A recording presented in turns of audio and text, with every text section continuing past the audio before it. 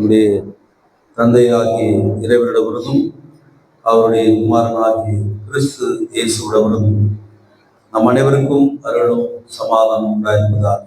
ஆமென். இந்த நாளிலும் வாசித்து தியானிக்க நாம் தெரிந்து கொண்டிருக்கிற திருமறை பகுதி ஏற்கனவே நாம் வாசித்த அப்போஸ்தலர் நடவடிக்கைகள் புத்தகம் 20ஆம் அதிகாரம் 17 35 வரை உள்ள பகுதி. அதில் 17 25 வரை உள்ள பகுதிகளை மட்டும் 24 வரை உள்ள பகுதிகளை மட்டும் நாம் வாசித்து தியானிப்போம்.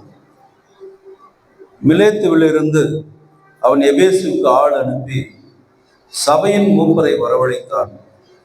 அவர்கள் வந்து சேரவே அவன் அவர்களிடம், நான் ஆசியா நாட்டில் கால் வைத்த நாள் தொடங்கி இங்கிருந்த காலமெல்லாம் உங்களோடு என்ன விதமாக இருந்தேன் என்பது உங்களுக்கு தெரியும்.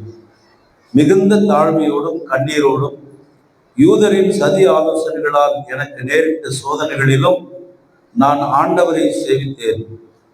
பிரயோஜனமானவர்களில் ஒன்றையும் நான் உங்களுக்கு மறைத்து வைக்காமல் பகிரங்கமாயும் வீடு வீடாகவும் உங்களுக்கு உபதேசித்து அறிவித்தேன். கடவுளிடம் மனம் திரும்புவதை பற்றியும் நம்முடைய ஆண்டவராக இயேசு விசுவாசம் வைப்பதை பற்றியும் நான் யூதருக்கும் கிரேக்கருக்கும் வற்புறுத்தி கூறினேன். ஆவியில் கட்டுண்டவனாய் இப்பொழுது எருசலேமுக்கு போகிறேன். அங்கே எனக்கு நேரிட போகிற காரியங்கள் எனக்கு தெரியாது. கட்டுகளும் உபத்திரவங்களும் எனக்கு காத்திருக்கிறது என்பது பரிசுத்த ஆவியானவர் பட்டணந்தோறும் எனக்கு வற்புறுத்தி கூறுகிறார். அது மாத்திரம் எனக்கு தெரியும். ஆகிலும் என் உயிரை ஒரு பொருட்டாக மதியேன், அருமையாக எண்ணேன். என் ஓட்டத்தை முடிக்கவும் கடவுளுடைய கிருபையின் சுவிசேஷத்தை வற்புறுத்தி கூறும்படி ஆண்டவராகிய இயேசுவினிடம் நான் பெற்றுக்கொண்ட ஊழியத்தை நிறைவேற்றவுமே விரும்புகிறேன் என்பது. செபிப்போம். அன்பின் ஆண்டவரே, நற்செய்தியின் நாயகனாக விளங்கின பவுலப்போஸ்தலன் ஏராளமான திருச்சபைகளை ஸ்தாபித்து திருச்சபைகளினுடைய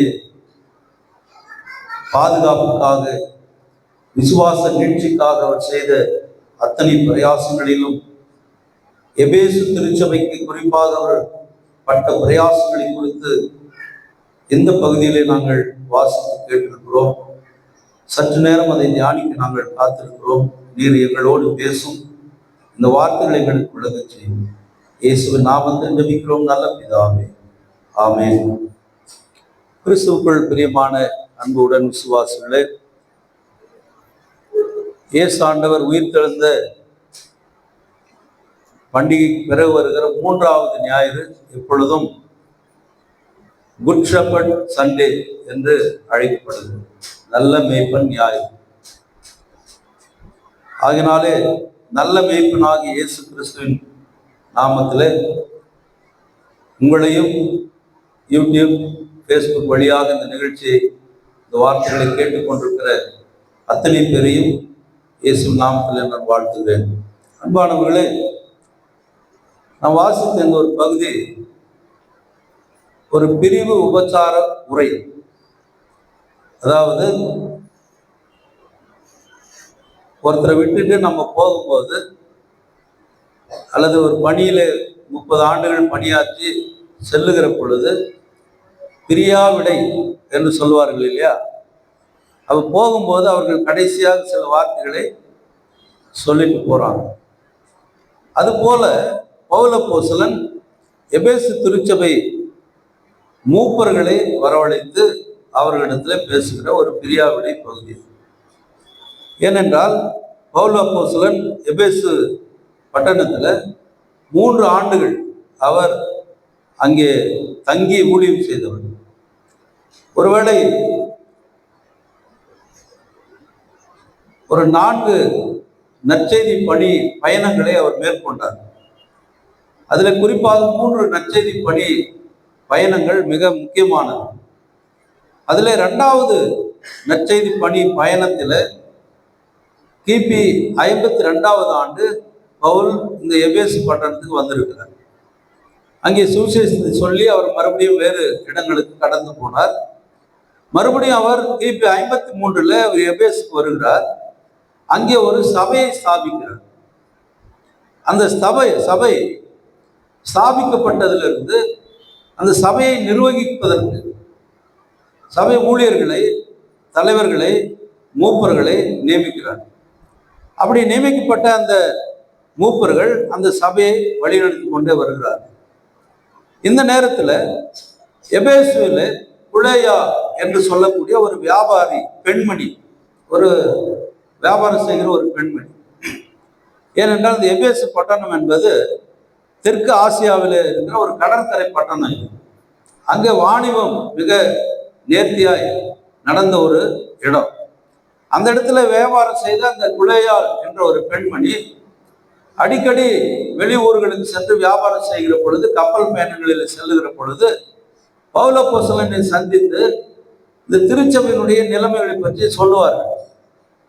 இந்த திருச்சபை எப்படி இருக்கிறது, அங்கே இருக்கிற விசுவாசிகள் எப்படி இருக்கிறார்கள் அப்படின்னு கேள்விப்பட்ட நேரத்தில் இந்த பெண்மணியின் வழியாக ஒரு செய்தி பவுலுக்கு போய் சேருகிறது. அது என்ன செய்தின்னு சொன்னா, ஐயா நீங்க இருக்கும்போது நல்லா ஊழியம் நடந்தது, நீங்க போயிட்டீங்க, இப்போ நிறைய கள்ள உபதேசங்கள் வந்துச்சு, சபையை கெடுத்துன்னு இருக்கிறாங்க, அதனால நீங்க மறுபடியும் இந்த ஊருக்கு வந்து அவர்களுக்கு சில காரியங்களை நீங்க சொல்லணும் அப்படின்னு சொல்லி அவங்க அம்மா போய் தகவல் சொல்றாங்க. அப்படி சொல்லுகிற பொழுது பவுல் அப்போஸ்தலன் எருசலேமுக்கு போறதுக்கு பிரயாணம் பண்ணி கொண்டிருக்கிறார். எருசலேமில் மிக முக்கியமான ஒரு ஊழியத்தை குறித்து அவர் அங்கே சென்று பேச வேண்டிய சூழல். அதனால அங்கே எருசலேமுக்கு அவர் போய் கொண்டிருக்கிறார். அப்படி போய் கொண்டிருக்கிற வேளையில துரோவா என்ற ஒரு ஊருக்கு பக்கத்துல இருக்கிற மிலேத்து என்ற ஒரு பட்டணத்துக்கு அங்க வருகிறார். அது எபேசுல இருந்து கொஞ்சம் தூரம். அப்போ பவுல் என்ன சொல்கிறார், அந்த இடத்துல போக முடியாத சூழ்நிலையினால அங்க இருக்கிற சில மூப்பர்களுக்கு தகவல் சொல்லி, நான் உங்களை சந்திக்கணும், நீங்க வாங்கப்பா அப்படின்னு சொல்லி மிலேத்துக்கு இந்த எபேசு பட்டணத்தில் இருக்கிற சில மூப்பர்களை வரவழைக்கிறார். அப்படி வந்த மூப்பர்களிடத்துல அவர் சொல்லுகிற சில காரியங்களை பேசிட்டு கடைசி அவர் இந்த வார்த்தைகளை சொல்றார். அந்த எபேசு பட்டணம் ஒரு, நான் சொன்ன ஏற்கனவே, ஒரு வாணிபத்திற்கு அது வணிகம் செய்வதற்கு சிறந்த ஒரு இடம். அன்றைக்கு உலகத்தில 7 அதிசயங்கள் இருந்ததாக சொல்லப்படுகிறது. கிபி 52-50 அந்த காலங்களில் அந்த 7 அதிசயங்களில் ஒரு அதிசயம் எபேசு பட்டணத்தில் இருந்ததாம். அது என்னன்னு சொன்னா, டயானா தெய்வத்தினுடைய கோவில். டயானா என்ற ஒரு தெய்வத்தை அவங்க வணங்கி கொண்டிருந்தாங்க. அந்த தெய்வத்தினுடைய கோயில் அந்த ஊர்ல தான் இருக்கு. எனவே அது பிரசித்தி பெற்ற ஒரு இடம். பல மக்கள் வருவாங்க, பல மக்கள் போவாங்க. அங்க ஒரு சபையை ஸ்தாபித்து அந்த சபையை நிர்வகிப்பது என்பது பெரும் பாடாக இருந்தது மக்களுக்கு. அப்போ பவுல் அந்த இடத்துல அவர்களுக்கு சில போகும் வழியில் அவர்களை அழைத்து சில உபதேசங்களை அவர்கள் சொல்லுகிறார். குறிப்பாக தான் அந்த இடத்துல 3 வருஷம் இருந்து என்ன ஊழியத்தை செய்தேன், தன்னுடைய ஊழியத்தினுடைய தன்மை என்ன, எதிர்காலத்தில் நீங்கள் நிகழப்போகிற நிகழ்வுகளிலிருந்து எப்படி நீங்கள் வழிநடத்தப்பட வேண்டும், கள்ள போதகர்களிடத்திலிருந்து நீங்கள் எப்படி தப்பித்து நீங்கள் சபையை எப்படி காப்பாற்ற வேண்டும், பாதுகாக்க வேண்டும் என்று மூப்பர்களுடைய கடமைகளை அவர்கள் சொல்லுகிறார். இன்னைக்கு நீங்க நல்லா யோசித்து பாருங்க, நம்ம சபையில ஒரு நிர்வாகம் இருக்கிறது. நிர்வாகம்னா முதல்ல யாரு அதுல இருப்பாங்க? சபைன்னா முதல்ல யாரு? போதகர், அதன் பிறகு தலைவர், செயலர், பொருளர், சில இடத்துல உதவி பொறுப்பாளர் இருப்பாங்கன்னு வச்சுக்கோங்க. அதுக்கு அடுத்தது யார் இருக்காங்க? மூப்பர்கள் இருக்கிறாங்க. அதுக்கு அடுத்தது யார் இருப்பாங்க? மாதர்கள் இருப்பாங்க. அதுக்கு அடுத்தது யார் இருப்பாங்க? வாலிப பிள்ளைகள் இருப்பாங்க. அதன் பிறகுதான் கடைசியா சிறு பிள்ளைகள் இருப்பாங்க. இதுதான் ஒரு சபையினுடைய கட்டமைப்பு. அப்போ போதகருக்கு என்ன வேலை, பொறுப்பாளர்களுக்கு என்ன வேலை, முகாம் சங்கத்துக்கு என்ன வேலை அப்படின்னு நம்ம சட்டம் போட்டு வச்சுக்கிறோம். அப்படிதானே? சட்டம் இருக்குதா இல்லையா? நமக்கு இருக்கு சட்டம். நம்ம சபைக்குன்னு ஒரு தனி சட்டம் வச்சிருக்கிறோம். அது இல்லாம ILC ஒரு சட்டம் வச்சிருக்குது. அதுல ஊழியருக்கு என்ன வேலை, பொறுப்பாளர்களுக்கு என்ன வேலை, இதெல்லாம் இருக்குது. நிர்வாகத்துல பொறுப்புல வர்றவங்க, சினாடுல வர்றவங்களுக்கு என்ன வேலை, அதெல்லாம் இருக்கு. இந்த வேலைகளை செய்வதற்குல நாம் என்ன நினைக்கிறோம், சில நேரத்துல இந்த வேலைன்னா என்ன வேலை அது? இப்போ ஒரு ஐயரு வேலைன்னு வச்சுங்க. ஐயருக்கு என்ன வேலை? ஐயருக்கு ஒரு 15 பாயிண்ட் நீங்க போட்டு வச்சுக்கிறீங்க, தலைவருக்கு ஒரு 10 பாயிண்ட் போட்டு வச்சிருப்பீங்க, செக்ரட்டரிக்கு ஒரு 20 பாயிண்ட் போட்டு வச்சிருப்பீங்க, பொருளாளருக்கு ஒரு 5 பாயிண்ட் போட்டு வச்சிருப்பீங்க, மூப்பர்களுக்கு ஒரு 3 பாயிண்ட் போட்டு வச்சிருப்பீங்க. இப்படிதான் போட்டு வச்சிருப்பாங்க. ஏன்னா அவங்கவுங்களுக்குரிய கால நிர்ணயத்துக்கு அளவு அவங்கவுங்களுடைய சட்டங்களை அவங்களுடைய வேலைகளுக்கு தகுந்த மாதிரி போட்டிருப்பாங்க. இப்ப ஐயர் வேலையை தலைவர் செய்ய முடியுமா? தலைவர் வேலையை ஐயர் செய்ய முடியுமா? செயலாளர் வேலையை செயலாளர் இல்லாத பட்சத்தில் செய்யலாம். செயலாளர் இருக்கும்போது நாம் போய் செய்ய முடியுமா? அவரவருக்கு என்னென்ன வேலை இருக்கோ அந்தந்த வேலையை அவங்க செய்துன்னு போனாகணும். இப்போ நான் உதாரணத்துக்கு சொல்றேன், ஒரே ஒரு 2 சேர் இருக்குது, அந்த சேரை நான் போய் எடுக்கிறேன் உள்ள எட்டுன்னு வருது. அப்ப என்னை சுற்றி இருக்கிறவங்க என்ன சொல்றாங்க, ஐயர நீங்க அந்த சேரை எடுக்கணும், நீங்க வைங்க. யார் எடுக்கிறது அந்த சேரை? யார் எடுக்கிறது சேரை? கோயிலுக்குள்ள இருக்கிறாரு, பக்கத்தில் சபையா இருக்கிற மூப்பர் இருக்கிற, நாங்க எடுக்கிறோம் ஐயர அப்படின்றாங்க. ஆனால் பவுலப்போஸ்தலனுடைய பார்வையில ஒவ்வொருவருக்கும் ஒவ்வொரு வேலை இருக்கு. ஆனால் எல்லாருக்குமான ஒரு வேலை இருக்கிறது. அது என்ன வேலை? ஆண்டவருக்கு ஊழியம் செய்வது, ஆண்டவருடைய நாமத்தை மையப்படுத்துவது, ஆண்டவருடைய பணியை செய்வது. ஒரு நாள் நடந்த நிகழ்ச்சி, ஒரு பெரிய பொதுக்கூட்டம், இந்திய தேசிய காங்கிரஸ் கூட்டம் நடக்குது. கூட்டத்துக்கு தலைமை தாங்குகிறது மகாத்மா காந்தி. கூட்டத்தில் மேடையெல்லாம் போட்டிருக்காங்க, ஜனங்கள்லாம் வராங்க. அந்த நேரத்தில் இவங்களுக்கு பிடிக்காத ஒரு கூட்டம் மனிதனுடைய மலத்தை கொண்டு வந்து ஸ்டேஜ் மேலே போட்டாங்க. மனித மலத்தை போட்டாங்க. இப்போ அதை யார் எடுக்கிறது? யார் எடுக்கணும்? இப்போ காலையில் எங்கள் வீட்டுக்கு எதிரில் ஒரு டாய்லெட் பண்ணுறது நாய். நான் என்ன சொல்லிட்டு வந்தேன், இது மாதிரி பண்ணிட்டு பாருமா அப்படின்னு சொல்லிட்டு வந்தேன். அப்போ பண்ணிட்டு பாருமான்னு சொன்னால் என்ன அர்த்தம்? அத்தை நீ எடுத்து போடு அப்படின்னு சொல்றது. நாம் எடுத்து போடுறது இல்லை, நம்ம இன்ஸ்ட்ரக்ஷன் கொடுத்துட்டு வந்துடுறோம். ஆனால் மகாத்மா காந்தி என்ன செய்தாரு, அவரே மரம் ஒன்று எடுத்துனாப்பா, தொடப்ப ஒன்று எடுத்துமான்னு சொல்லிட்டு அவரே என்ன பண்ணிட்டாரு, வாரி எடுத்துன்னு போயிட்டாங்க. அப்போ கேட்டாங்க எல்லாம், என்ன நீங்க? அவர் சொன்னாரு, நான் தலைவனா இல்லை, ஒரு தொண்டனா இருக்கிறேன் உங்க கூட. அப்ப எல்லா வேலையும் யார் செய்யறது? எடுத்து போட்டேன். எல்லாரும் செய்யணும். இவங்களுக்கு இதுதான், இவங்க தான், இவங்க தான், எனக்கு அந்த வேலை தெரியாது, எனக்கு நான் அதை செய்ய மாட்டேன். நான் பவுல் சொல்றாரு, உங்களிடத்துல நான் எதற்காக அனுப்பப்பட்டேனோ அந்த வேலையை நான் செய்தேன். ஒளிவு மறைவு எதுவுமே இல்லை, எல்லாத்தையும் மறைக்காமல் சொன்ன. எதை மறைக்காமல் சொல்லி இருக்கிறாரு அவர்? எது சொன்னாரு? ஏசாண்டவருடைய சுவிசேஷத்தை தான் அவர் சொன்னார். அப்ப இங்க பவுல் எபேசு மக்களுக்கு எவ்வாறு நீங்கள் விசுவாசத்தை காத்துக்கொள்ள வேண்டும், எவ்வாறு விசுவாச ஓட்டத்தை ஓட வேண்டும் என்பதை குறித்து அவர் சொல்றாரு. தன்னுடைய பணியை முதல்ல சொல்றாரு. தான் ஒரு உதாரண புருஷனா இருக்கிறேன் என்பதை அவர்களுக்கு வெளிப்படுத்துறார். தன்னுடைய உழைப்பை பற்றி சொல்றாரு. நான் யாரையும் ஏமாத்தலைங்க, யாருக்கிட்ட காசு வாங்கினங்க, யாரையும் வஞ்சித்தது இல்லை, யாரும் பொண்ணுக்கும் பொருளுக்கும் ஆசைப்பட்டதே இல்லை. எனக்கும் என் கூட இருக்கிறவங்களுக்கும் இந்த கைகளினாலே நான் உழைத்து சம்பாதித்து இந்த ஊழியத்தை செய்கிறேன் அப்படின்னு சொல்றாரு.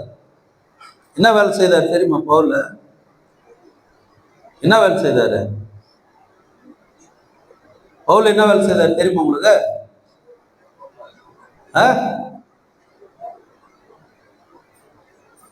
கூடார தொழில் செய்தாருங்க. கூடாரம் போடுறது. இப்போ வீடு கட்டுறாங்க இல்லையா, அந்த மாதிரி அந்த காலத்துல கூடாரம் தான் அவங்களுக்கு வாழ்க்கை. கூடாரம் தான் செய்வாங்க. பவுலுடைய தகப்பனார் கூடார தொழில் செய்தவர். அதனால இவரும் என்ன செய்யறாரு, அந்த கூடார தொழில் செய்து அதுல கிடைக்கிற வருமானங்களை அவர் ஊழியத்துக்கு அவர் செய்தார்.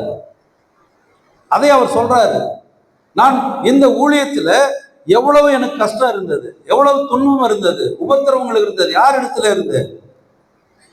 வெளி ஆளுங்கள் இடத்துல இருந்து இல்ல, யூதர்கள் இடத்துல இருந்து, தன் சொந்த ஜனத்திலிருந்து. இயேசுக்கு எப்படி அந்த அனுபவம் வந்தது, அதே அனுபவம் பவுலுக்கு வருது. அப்போஸ்தலர்கள்ல 12 சீடர்கள் இருந்தாங்க. ஒரு ஆள் இல்லாம போனா மறுபடியும் 12வது ஆள் சேர்த்துட்டாங்க. 12 பேரும் இவனை ஏத்துக்கவே இல்லைங்க. யாரு?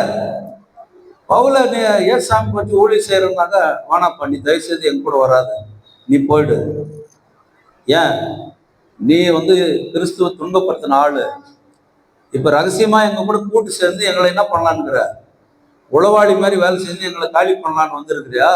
அதனால நீ வேண்டாம், தயவு செய்து நீ போயிடணும். அப்போ அவனுடைய ஏக்கம், பவுலப்போஸ்தலனுடைய ஏக்கம் தமஸ்கு அனுபவத்திற்கு பிறகு அவர் தன்னுடைய ஊழியத்தை விரிவாக்க விரும்புகிறார். ஆண்டவருக்காக தன்னை அர்ப்பணிக்க விரும்புகிறார்.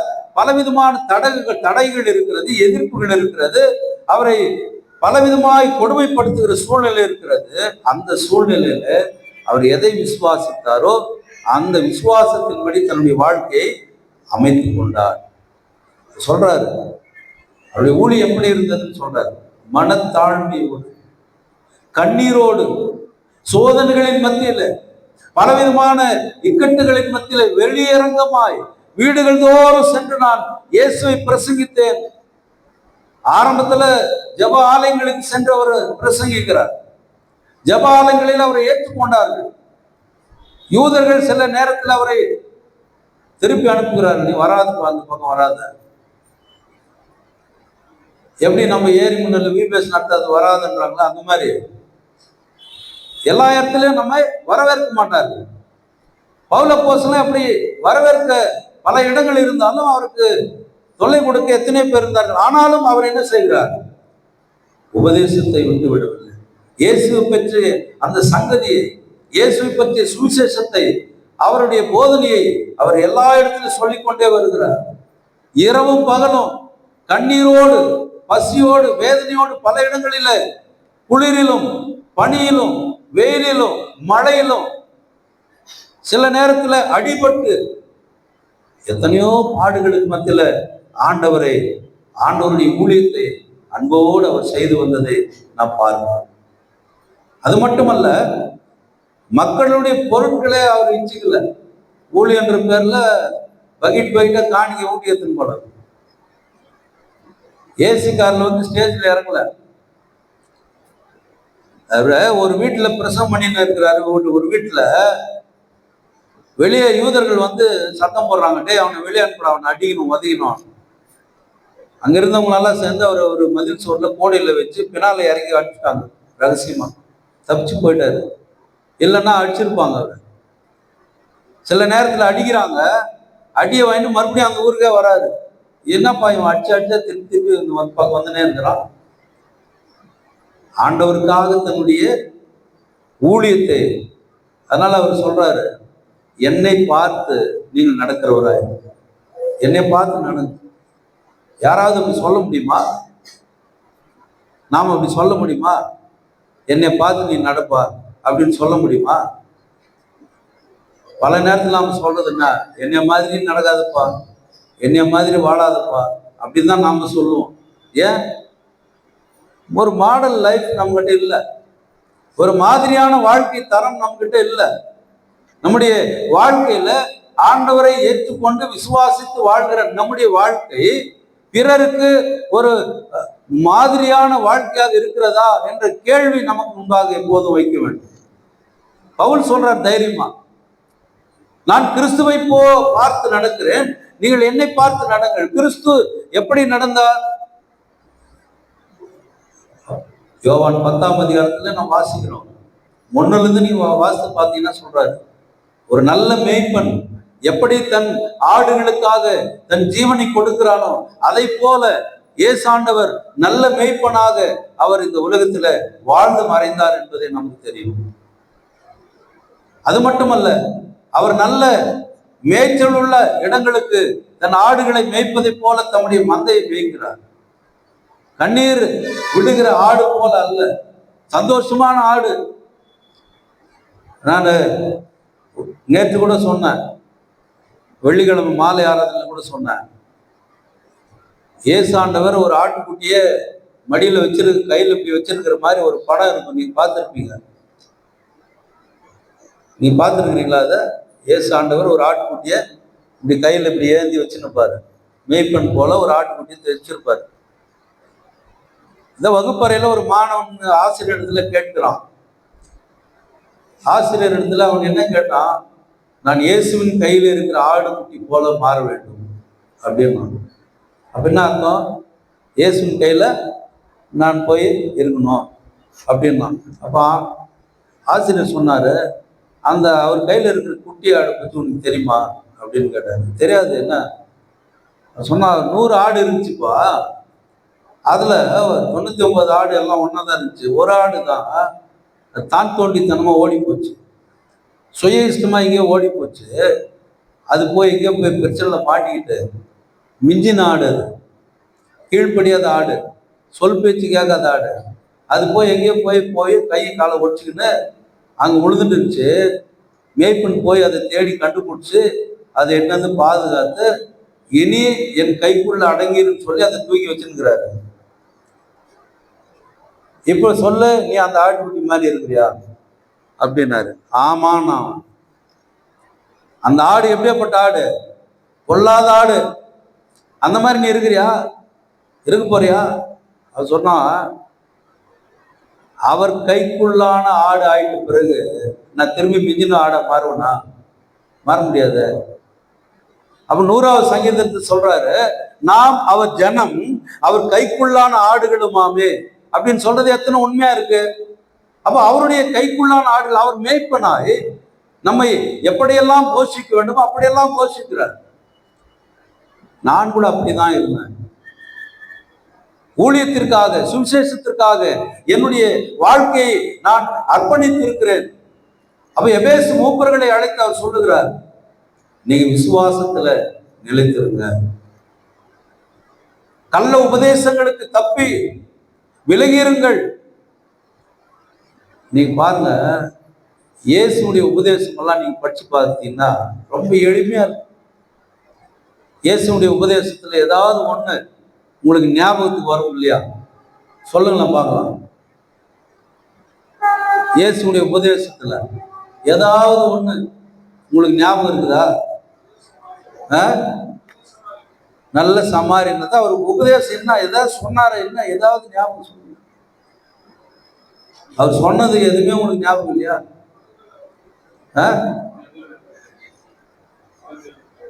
மனம் திரும்புங்கோன்னாரு, நேசிங்கன்னு சொன்னாரு, ஜபம் பண்ணுங்கன்னு சொன்னாரு, நிறைய சொல்லிக்கிறார் இல்லையா? நிறைய போதனைகளை சொல்லியிருக்கிறார், நமக்கு தெரியும் இல்லையா?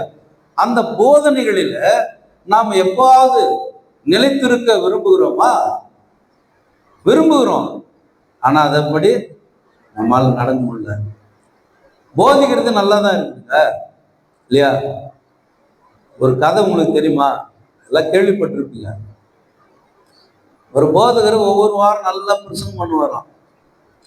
பிரசங்கம் பண்ணி முடிச்ச உடனே வீட்டுக்கு போனா நல்லா சிக்கன் குழம்பு ஃப்ரை எல்லாம் செஞ்சு வச்சுட்டு போகலாம், ஐரமா நல்லா சாப்பிடுவார்.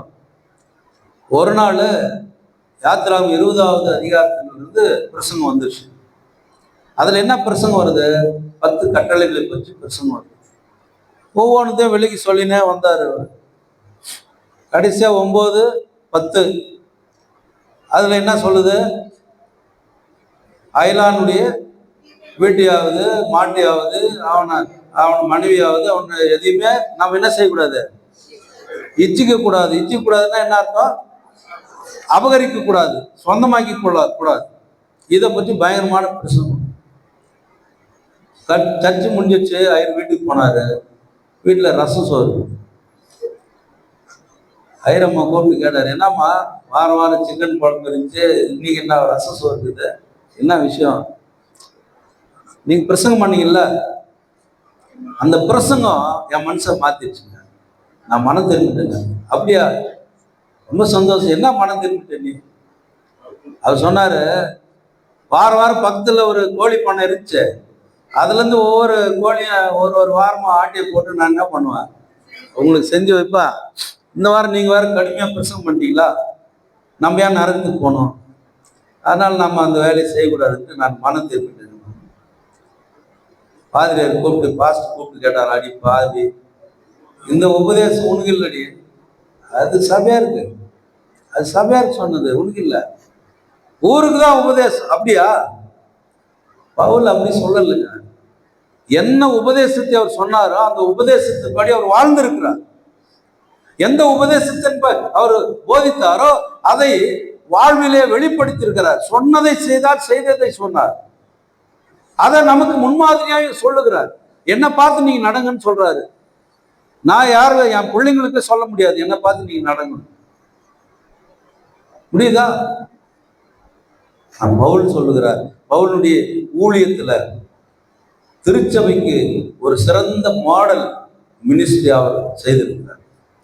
ஒரு மாடல் மினிஸ்டர் அவர், ஒரு மாடல் மேன், ஒரு மாடல் ஹியூமிலிட்டி, இதெல்லாம் அவருடைய வாழ்க்கையில இருக்கிறது. அதை சபைக்கு நீங்க தெரியப்படுத்துங்க, சபைக்கு நீங்க சொல்லுங்க. மூப்பர்களுடைய கடமைகள் என்னன்றது சொல்றாரு. மூப்பர்களுடைய கடமைகள் என்ன? சபையில இருக்கிற மூப்பருடைய கடமை என்ன? மந்தைக்கு மாதிரியா இருங்கள். நீ இருக்கிற சபைக்கு அல்ல, நீ இருக்கிற குடும்பத்திற்கு, நீ இருக்கிற சமுதாயத்திற்கு நீ ஒரு மாதிரியா இரு. உன்னை பார்த்து அப்பா இந்த கணவன் மனைவி போல நம்ம வாழணுமா அப்படின்னு எத்தனை பேர் சொல்ல முடியும்? ஒரு காலத்துல நான் சிறு வயதுல இருந்து பார்க்கிறேன், திருமணங்கள் வீட்டுக்கு முன்னால தெருவில் நடக்கும். பந்தலை போட்டு வாழை மரங்களை கட்டி தோரணங்களை கட்டி அழகழகான கலர் பேப்பர்கள் எல்லாம் சுற்றி அந்த தெருவே சீரியல் லைட்டை போட்டு ரொம்ப கொண்டாடுவாங்க. ஒரு தெருவில் வீட்டுக்கு முன்னாடி நடக்கும். அதில் அந்த ஊர் நாட்டாம்கார் வந்து பேசுவார். நீங்க கேள்விப்பட்டிருக்கீங்களா? என்ன சிறப்பு அழைப்பாளர் யாரோ ஒருத்தர் வராரு, அவர் பேசுவார். அம்பேத்கரை போல, எம்ஜிஆரை போல, ஜெயலலிதாவை போல நீங்கள் வாழ வேண்டும் அப்படின்னு சொல்லுவார். சொல்லியிருக்கிறாங்க, கேள்விப்பட்டிருக்கிறீங்களா? நீங்க திருமணத்தில் எந்த கல்யாணத்திலேயாவது இயேசுவை போல நீங்க வாழுங்க அப்படின்னு சொல்லியிருக்கிறாங்களா? ஏன்னா திருமணத்துல செய்தி கொடுக்கறதுன்னு ஒரு வேலை இருக்குதுல்ல, அது ஒரு டியூட்டி. அது என்ன ஆயிடுச்சு இன்னைக்கு? அது ஒரு கடமை. ஏன்னா அங்கே ஒரு 10 ஐயர் வந்து உட்காந்துப்பாங்க. அந்த ஐயர் அண்ணாத்தி தான் ஒரு ஐயர் கட்டி சொல்லுவார், நீ பண்ணிடுறியா பிரச்சனை, நீ பண்ணிடுறா, நீ பண்ணிடு, நீ பண்ணுறப்பா அப்படின்னுவாங்க. வந்த ஐயர் என்ன பண்ணுவார்? எடுக்கிறா 128 சங்கீதத்தை எடுத்துக்கலாம், காணா ஒரு கல்யாணத்தை எடுத்துக்கலாம், அப்படியே ஒன்று போட்டு போயினே இருக்கலாம். ஏன்னா இவங்க வர்றது லேட்டு. வந்தோடனே சொல்லுவாங்க, ஐயர் கொஞ்சம் சீக்கிரம் முடிச்சிருங்க கல்யாணத்தை, நான் இதுக்கு மேலே வந்தோடனே தாலி கட்டி போயிட்டு வாங்க நின்னும். அதான் செய்யணும், வேற வழியே இல்லை. டைம் ஆயிடுச்சுன்னா என்ன பண்றது? நீ நம்ம சீக்கிரம் வரணும். அப்படியே சீக்கிரம் வந்தாலும் மழை பெய்ஞ்சு நம்ம பொழுது கெடுத்தது. என்ன கிறிஸ்தாஸ்? ரைட். ஆண்டவருடைய வார்த்தை, ஆண்டவருடைய வசனம், ஆண்டவர் மேல வைக்கிற விசுவாசத்தினுடைய அளவை, நேரத்தை நாம் குறைத்து கொள்ளக்கூடாது எப்பவுமே. நீ பாருங்க, பவுலப்போஸ்தலன் சபையா வீடு வீடா சபைகளை அழைத்து மூப்பர்களை சொல்லி சொல்லி சொல்லி ஆண்டவர் இயேசுவை பற்றி சொல்லி இருக்கிறார். நம்ம சபையில ஒரு 20 பேர் சேர்ந்து 5 நாளா போய் ஊரா போய் சுவிசேஷத்தை சொல்லி ஆண்டவருடைய நாமத்தை 320 பிள்ளைகளை சந்தித்து இருக்கிறாங்க. கடவுளுடைய நாமம் மகிமைப்பட்டது. 320 பிள்ளைகளை சந்தித்து இருக்கிறாங்க. அந்த 320 பிள்ளைகளுடைய கைவண்ணம் அங்க பாருங்க, அந்த அட்டையை பாருங்க, சாட்டை பாருங்க. நீங்க பின்னால உட்காந்து உங்களுக்கு தெரியாது. போகும்போது எல்லாம் முன்னால் இப்படி வந்து பார்த்துட்டு அந்த பிள்ளைகளுக்காக ஜெபம் பண்ணிட்டு போங்க. அந்த பிள்ளைகளுடைய பெற்றோர்களுக்காக ஜெபம் பண்ணுங்க. அந்த சென்டர்களுக்காக ஜெபம் பண்ணுங்க. வீடுகளை கொடுத்தவர்களுக்காக ஜெபம் பண்ணுங்க. ஸ்நாக்ஸ் கொடுத்தவர்களுக்காக ஜெபம் பண்ணுங்க. நற்செய்தி பணிக்குழுக்காக ஜெபம் பண்ணுங்க. பொறுப்பாளர்களுக்காக ஜெபம் பண்ணுங்க. ஊழியத்துல உதவியா இருந்த மக்களுக்கெல்லாம் ஜெபம் பண்ணுங்க. நான் போன வாரம் சொன்னேன் பிரசனத்துல, சொல்லாமே இருந்தவங்க நல்லா இருந்த போல. இந்த மாதிரி 5 நாள் விபிஎஸ் நடக்குது, நீங்க போய் பக்கத்துல இருக்க சென்டருங்களெல்லாம் விசிட் பண்ணுங்க, போய் அந்த மக்களை என்கரேஜ் பண்ணுங்கன்னு சொன்னான். எத்தனை பேர் போனீங்க? கை தூக்கி பார்க்கலாம். ரொம்ப பேர் போய்கிறீங்க, வாழ்த்துக்கள். இந்த மூப்பருடைய கடமைகள், திருச்சபையுடைய கடமைகள் என்ன? நாம் இன்னும் இப்படியே இருந்தா எப்படி? ஞாயிற்றுக்கிழமை விசுவாசிகளை மட்டும் நாம் இருந்தா போதாதுங்க. மற்ற நாட்களிலும் ஆண்டவரை பற்றி வைராக்கியத்தோடு நாம் இருக்க வேண்டும். ஆண்டவருக்காக நாம் என்ன செய்ய போகிறோம்?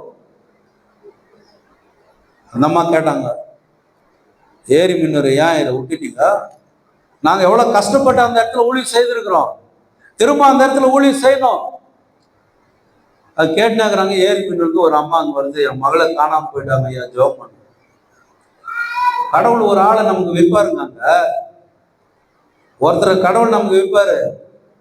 சாம ஐயா கேட்டாதான் தெரியும் அங்க என்னென்ன பிரச்சனைக்குதுன்னு தெரியும் நமக்கு. ஆனால் விடாது நாம் அந்த முயற்சிகளை கை கொள்ளணும். ஆண்டவர் அந்த இடத்துல ஏதோ ஒரு ஊழியத்தை செய்ய போகிறார் நம்ம வழியானா, ஆனாங்க விட்டுருங்க, என்னத்துக்கு பிரச்சனை அப்படின்னு சில நேரத்தில் வர வேண்டிய சூழ்நிலை இருக்குது. ஏசாண்டவர் தான் சொன்னாரு, உன்னை ஏத்துக்கலன்னா காலில் தூசிய தட்டிட்டு நீ வந்துருன்னாரு. ஆனால் நம்முடைய சபையினுடைய முன்மாதிரி என்ன? நேற்று ஒரு பிள்ளைங்க இங்க ஒரு சர்ச்சு படத்தை தெர்மாக்கோல்ல அங்கே வச்சிருந்தாங்க. அழுக்கா தூக்கி போட்டீங்களா? தியா உள்ள இருக்குதா? அதை கொண்டாந்து இங்க வச்சிருக்கணும். நீங்க ஏன் தெரியுமா? இந்த சர்ச்சு குட்டி போடணும். இந்த சர்ச்சு குட்டி போடணும். என்ன குட்டி போடணும்? ஒரு ஆடு இன்னொரு ஆட்டுக்குட்டியை போடுது, ஒரு மனுஷன் இன்னொரு மனுஷன் குட்டியை போடுறான். ஆனா ஒரு சர்ச்சு இன்னொரு சர்ச்சை குட்டி போடணும். எப்ப நடக்கும் இது? எப்ப நடக்கும்? அப்ப நம்ம ஒரு உறுதி எடுக்கலாம் இல்லையா? நம்ம போறோம், ஒரு 6 சென்டருக்கு போறோம். ஏதோ ஒரு சென்டர்ல ஆண்டவர் ஒரு வழியை நமக்கு திறப்பார். அந்த விசுவாசத்தோடு நம்ம போகணும். முதல்ல நம்ம ஒரு பிரேயர் வாக் பண்ணணும். நம்ம ஒரு கிராமத்துக்குள்ள போனோம்னா அந்த ஜபத்து, அந்த ஊரை சும்மா ஒரு நடந்துட்டு வந்தா போதும். சும்மா அந்த தெருவில் போய் ஒரு நடு என்னப்பா யார் நீன்னு கேட்பாங்க. யாருன்னா ஒருத்தர் சொல்லுவாங்க, போப்பா வெளியேறுவாங்க. நீ வாப்பானோ ஒருத்தன். புரியுதுங்களா? அப்ப சுவிசேஷம் என்பது பவுல் சொல்றாரு, அது என் மேல் விழுந்த கடமைன்னு சொல்லிட்டு போய் அது செய்யறாரு. செய்யறது மட்டும் இல்ல, சபைகளை ஸ்தாபித்துட்டு அது அப்படியே விட்டுல, அந்த சபைகளை குறித்த கரிசனைகள் ஏறக்குறைய 13 கடிதங்களை எழுதியிருக்கிறார். ரோமருக்கான கடிதங்கள், கொரிந்தியருக்கான கடிதங்கள், எபேசியர், கொலேசியர், பிலோமோன்னு ஒரு மனுஷனுக்கு ஒரு அடிமை பற்றி ஒரு கடிதம் எழுதுறாரு. ஒரு பக்கம் ஒனேசிமுன்ற ஒரு மனுஷனை அவன் சிறையில சந்திக்கிறார். அவன் ஜெயிலில் இருக்கிறான், குற்றவாளி. பிலோமன் என்ற முதலாளி அவனை ஜெயிலில் தட்டுகிறான். அவர் சொல்றாரு, பவுல் அவனுக்கு ஒரு கடிதம் எழுதி அனுப்புறாரு, இவன் இப்ப தெரிஞ்சிட்டான், நீ வேலைக்கு வச்சுக்க அவனை. அவன் நல்லவனா மாறினான், இயேசுவை ஏற்றுக்கொண்டான், அவன் விசுவாசத்துல இருக்கிறான், அவனை நீ ஏற்றுக்கொண்டு அந்த பிலோமனுக்கு ஒரு கடிதம் எழுதுறாரு. தெசலோனிக்கர்களுக்கு கடிதம் எழுதியிருக்கிறாரு. ஏறக்குறைய 13 திருச்சபைகளை பவுல் அப்போஸ்தலன் ஒண்டியா ஸ்தாபித்து இருக்கிறார். முடியுமா? முடியும். ஏன்னா நாம வேலை செய்து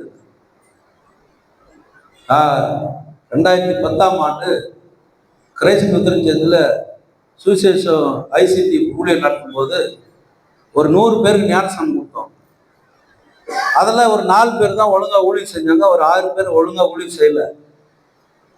ஆனா அந்த 6 பேர் கூட ஞானஸ்நானத்துக்கு ஆளுங்களை கூட்டு வந்தாங்க. அப்ப நான் சொன்னேன், ஊழியம் செய்யாதே, கடவுள் 100 பேரை கொடுத்துக்கிறாரு உங்களுக்கு.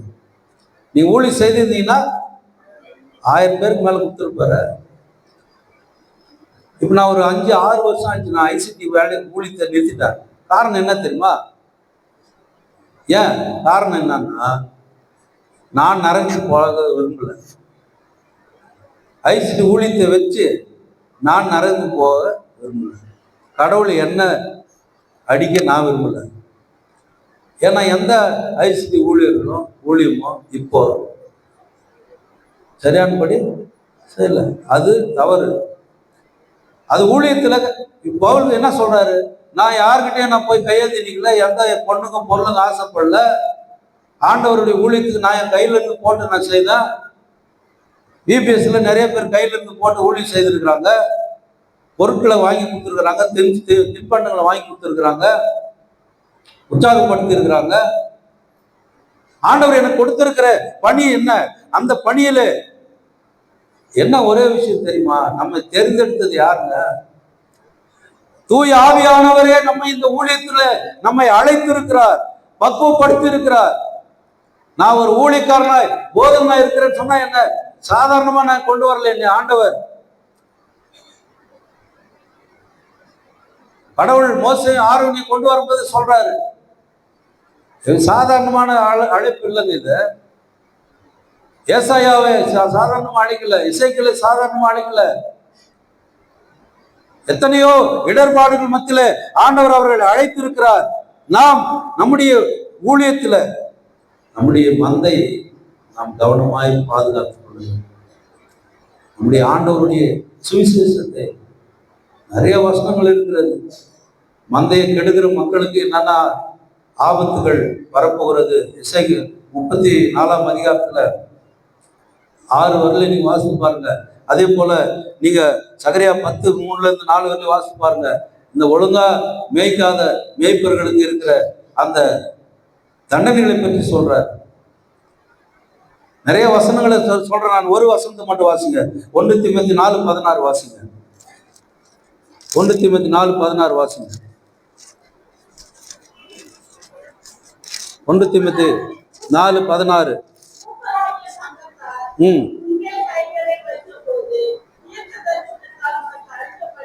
1 தீமோத்தேயு 4ஆம் அதிகாரம் 6வது வசனம் 16வது வசனம் 16.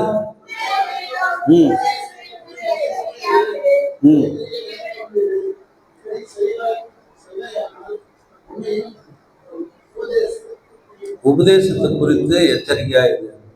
உபதேசத்தை குறித்து எச்சரிக்கையாயிரு.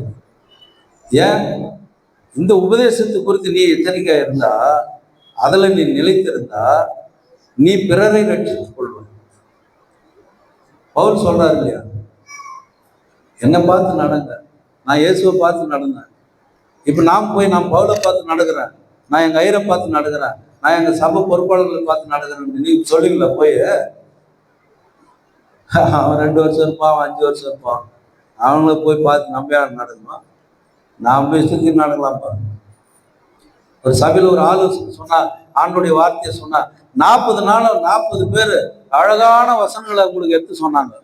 எப்படியெல்லாம் வாழணும், எப்படியெல்லாம் இருக்கணும், எப்படியெல்லாம் செய்யணும். எதானா ஞாபகம் வருது? இப்போ நம்ம சொன்னாங்களா அவங்கள கேட்டு? சில பேர் எழுதினுக்கிறீங்க, அப்பாவை பார்த்துக்கிங்க நீங்கன்னு வச்சுங்க. எத்தனை உபதேசங்கள், எவ்வளோ உபதேசங்கள், எத்தனையோ ஊழியக்காரர்கள் எடுத்து நம்ம பேச கேட்குறோம்.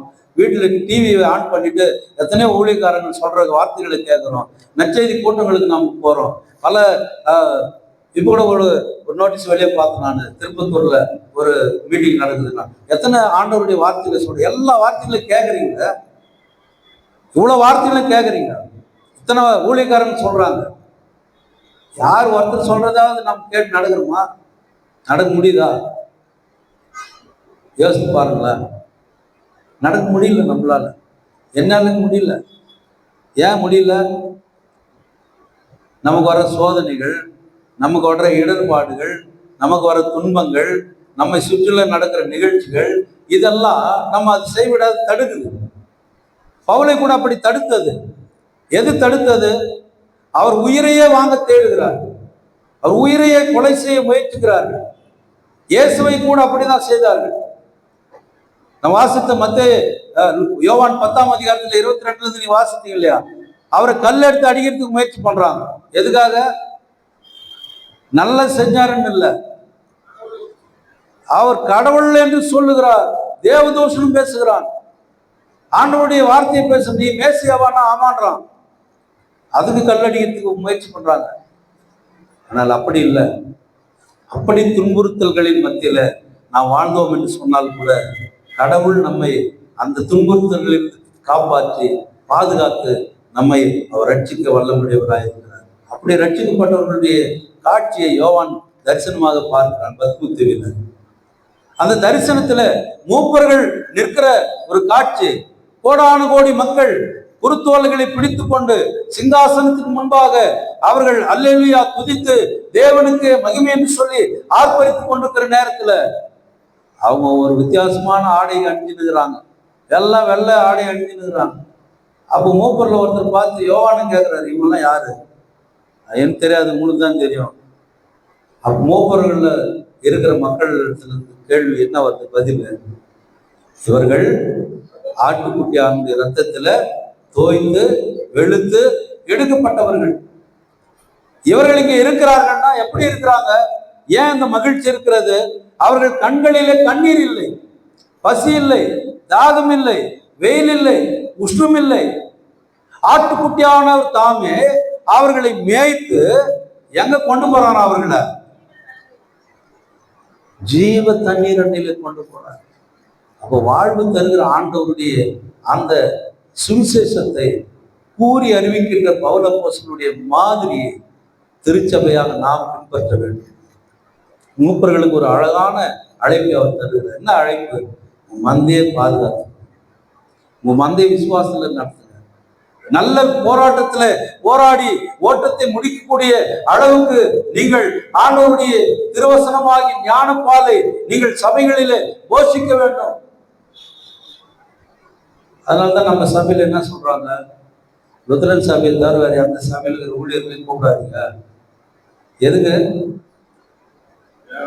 நம்ம சபையில இருக்கிற நமக்கு பேர் என்ன தெரியுமா? சுத்த சுவிசேஷ லுத்தரன் சபை. சுத்த சுவிசேஷ லுத்தரன் சபை. நல்ல உபதேசத்திற்கு இங்க இடம் இல்லை. ஆண்டவர் நமக்காக மரித்து உயிர் தெழுந்தார், அதுதான் செய்தி. வேற எந்த செய்தியுமே கிடையாது. நமக்காக பாடுபட்டு மரித்து உயிர்த்தது, பாவ மன்னிப்பாகிய மீட்பை இலவசமாய் நமக்கு பெற்றுக் கொடுத்தார். அதுதான் உலகத்துல நமக்கு செய்தி. இந்த செய்தியை நீங்க உலகெல்லாம் போய் சொல்லுங்க. மனம் திரும்புதலை குறித்த பிரசங்கத்தை நீங்கள் செய்யுங்கள். விசுவாசத்தை குறித்த செய்தியை சொல்லுங்கள். இயேசு கிறிஸ்து உங்களுக்காக மரித்தார் என்ற செய்தியை சொல்லுங்கள். அப்போ உலகத்துல கள்ள உபதேசம்னா அவரே சொல்றாரு, ஓநாய்கள் உங்களை துரத்தும், வந்து ஓநாய்கள் வந்து துரத்தும். நீ நிறைய சபைகள்ல நீங்க பாத்தீங்கன்னா ஐயர் தான் கடவுளாகிறார், ஊழியர் தான் கடவுளாகிறார். கல்யாண பத்திரிகை எழுதுனுங்க, இருங்க எங்க ஐயரை கேட்டு வந்துடுறோம். கல்யாண பத்திரிகை டேட் இரு, எங்க ஐயரை கேட்டு வந்துடுறோம். இரு, எங்க ஐயரை பார்த்து வந்துடுறோம். அவர் சொன்னாதான் நடக்கணும், அவர் சொன்னாதான் பொண்ணு கொடுப்பான், அவர் சொன்னாதான் மாப்பிள்ளைய கொடுப்பான். நீ பார்த்தீங்களா? ஒரு பெந்தகோஸ்தே சபையில் ஒரு பையன் அந்த பொண்ணை லவ் பண்ணிட்டான். பொண்ணு அந்த சபை, பையன் ஒரு லுத்தரன் சபை. அந்த ஆள் சொல்றான், அந்த சபைக்கெல்லாம் நான் கொடுக்க மாட்டேன். யார் சொல்றது? அப்பா அம்மா சொல்ல, பாஸ்டர் சொல்றாரு. பாஸ்டர் சொல்றாரு. ஏன்? அங்க பாஸ்டர் தான் வேதம், பாஸ்டர் தான் எல்லாமே. இங்க இங்க அப்படி இருக்குதா? ஏன் அப்படி இல்லைங்க? ஏங்க அப்படி இல்லை? ஏன்? பவுல் சொல்லி இருக்கிறார், நாம் எல்லாருமே மேய்ப்பனுடைய மந்தையை பாதுகாக்கின்ற காவலாளர்கள், கண்காணிப்பாளர்கள். நம்ம யாரு? கண்காணிப்பாளர்கள். இங்க யார் பெரியவன், யார் சின்னவன், யார் கடைசியெல்லாம் இல்லை. பவுல் சொல்றாரு இல்ல, இது யாரு சொன்னதை சொல்றாரு? மார்ட்டின் லூத்தர் சொல்றாரு. என்னன்னு, நீங்க எல்லாருமே ஒரு குட்டி கிறிஸ்து அப்படின்னாரு. பேதுரு இன்னும் கொஞ்சம் ஜாஸ்தியா போயிட்டாரு, நீங்கள் எல்லாருமே ராஜரீக ஆசாரிய கூட்டம் அப்படின்ட்டாரு. ஆசாரி கூட்டம்னா யாரு? ஒவ்வொருத்தரும் ஒரு ஐயருங்க, ஒவ்வொருத்தரும் ஒரு ஊழியக்காரங்க. புரியுதுங்களா?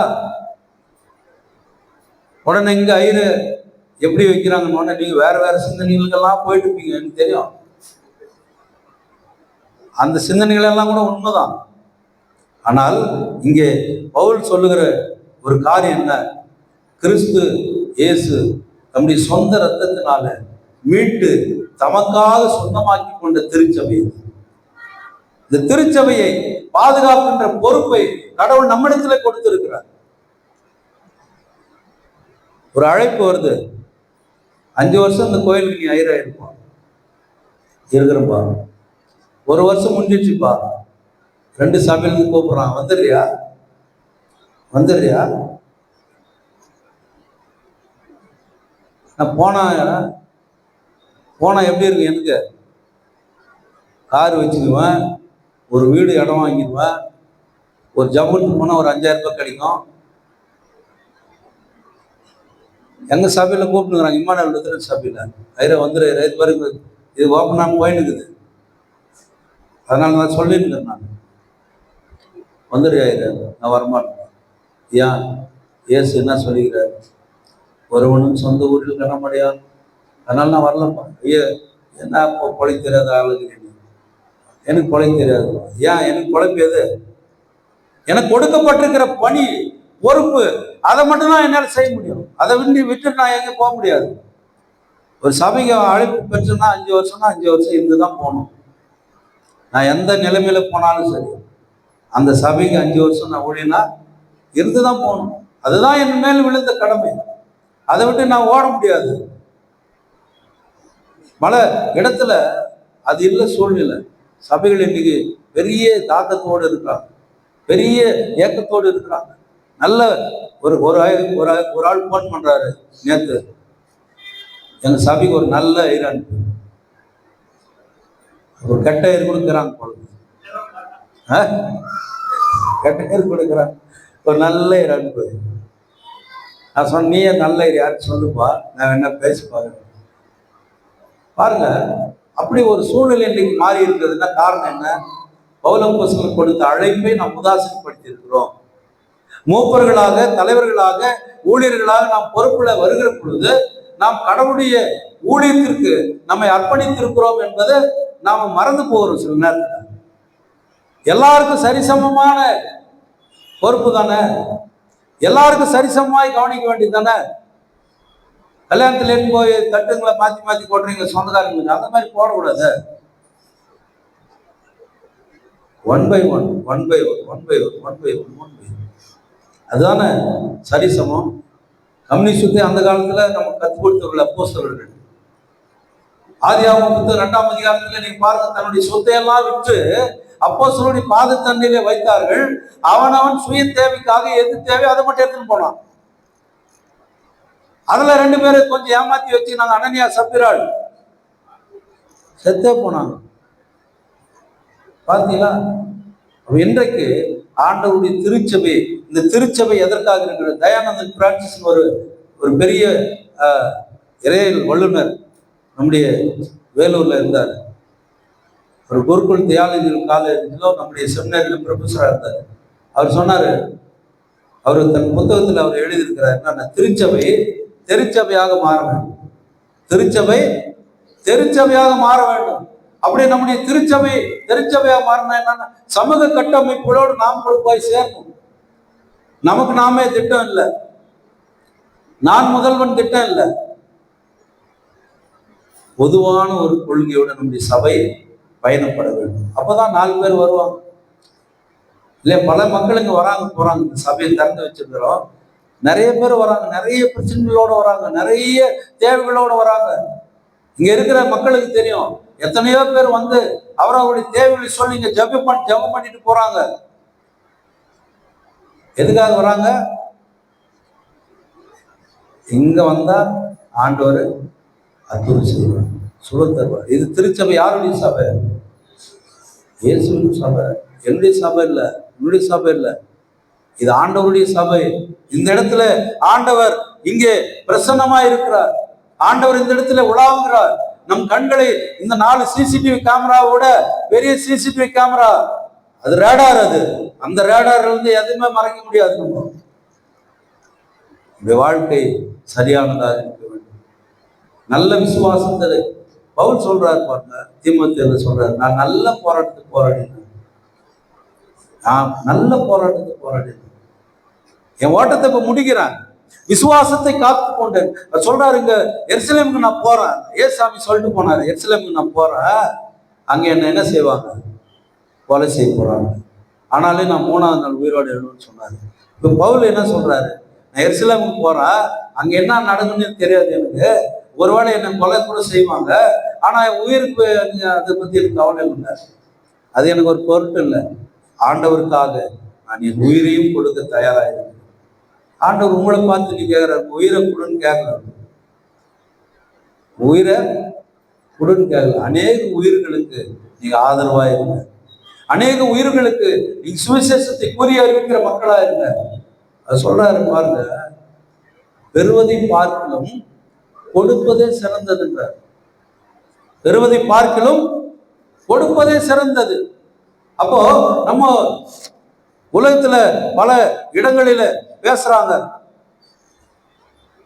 கொடுத்து கொடுத்து இவர்கள் சேர்ந்துட்டாங்க, கொடுத்து கொடுத்து சோர்ந்து போயிட்டாங்க அப்படின்னு சொல்றாங்க. நம்முடைய திருவள்ளுவர் சொல்றாரு, அன்புடையார் என்றும் பிறர்க்கு உரியார்.